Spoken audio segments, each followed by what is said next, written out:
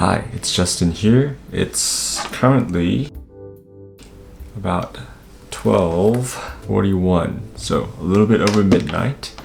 Pretty tired. I had a whole day of work today.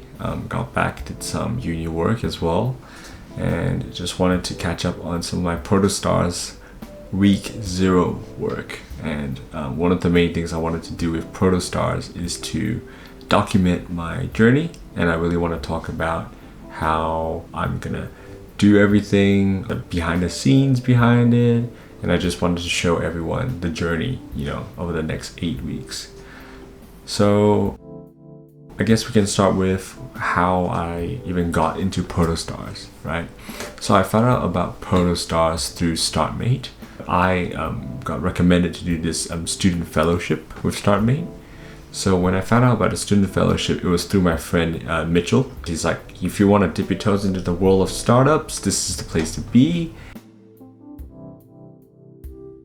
And he did it before, 2 years before me, and he said, I've met so many awesome people, I've had so many amazing connections from there, and I thought, why not? I had the winter break and nothing planned, wasn't going anywhere for travel, so I decided, hey, let's just do it. And when I did StartMate, I really enjoyed it. I had a great time there.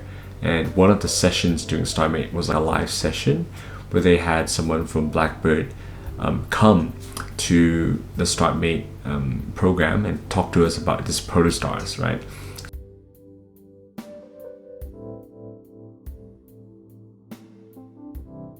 So when I introduced PROTOSTARS, we talked about we want people that have passion that's outside of the immediate conventional way of thinking. We want people who are creative, with a wild heart, spewing words that to me I really connected with, because I do really enjoy working at the intersection of technology and art and science and being in between. And after I heard that, I was like, oh, so excited, I'm gonna apply. And I thought I had maybe a week or 2 weeks to spin up some presentation, but turns out the application already ended and they had extended it just for StartMate for a few hours. And basically I grinded in those few hours to try and get it done. Did my presentation on Canva, quickly did it, and then I did a 90-second video that's not very awesome. It's actually very rushed. About 4 hours of work. I just crammed everything, wrote a mini essay about how I want to pursue a passion project. And that's what PROTOSTARS is about. It's this passion project that you like to do. You pitch it to them and they give you $1,000 as a micro grant to pursue it, right? And I decided, hey, I really want to do this. So I submitted an application, went through, and a few weeks later I found out, hey, I got it. And I was really excited when I found out. I've been telling everyone I know that I'm doing this now. It's a good change from my past few semesters of uni activities. And I'm pretty excited to go out on my own and do this and pursue this project.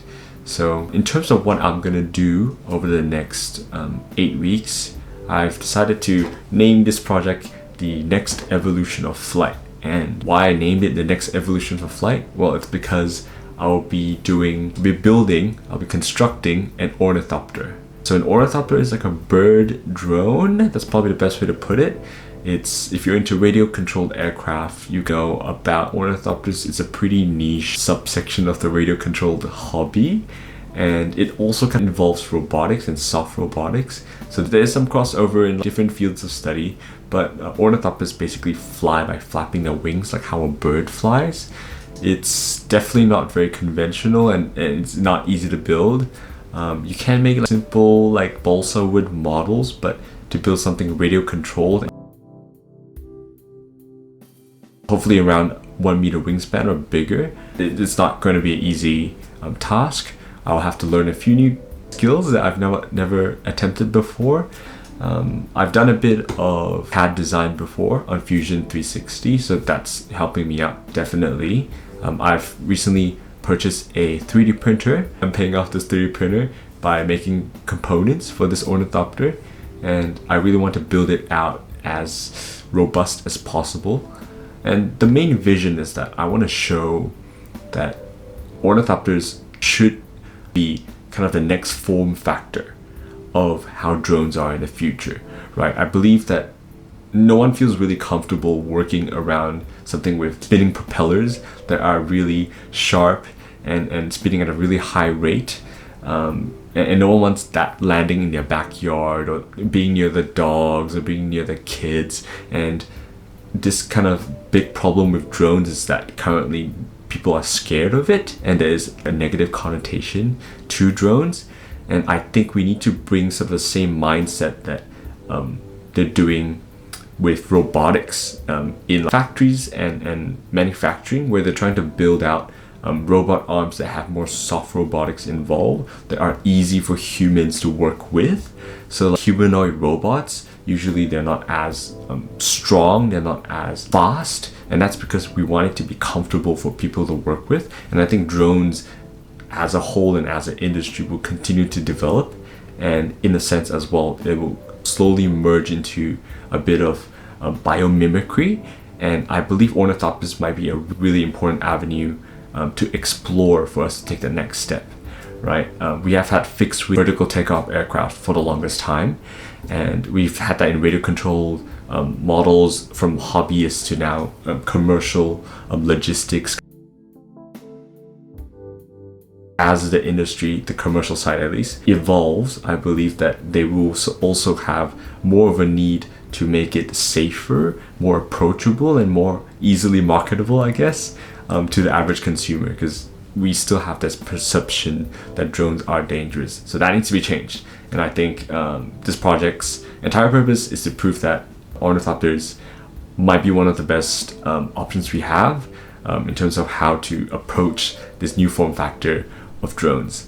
And another thing about ornithopters that I'm really excited about is we are at this kind of advent of new AI tech. I know everyone talks about AI. I'm not a big fan of yapping about it, but I will say that within autonomous robotics, artificial intelligence is unlocking a lot more capabilities, especially with dynamic control of complicated mechanisms.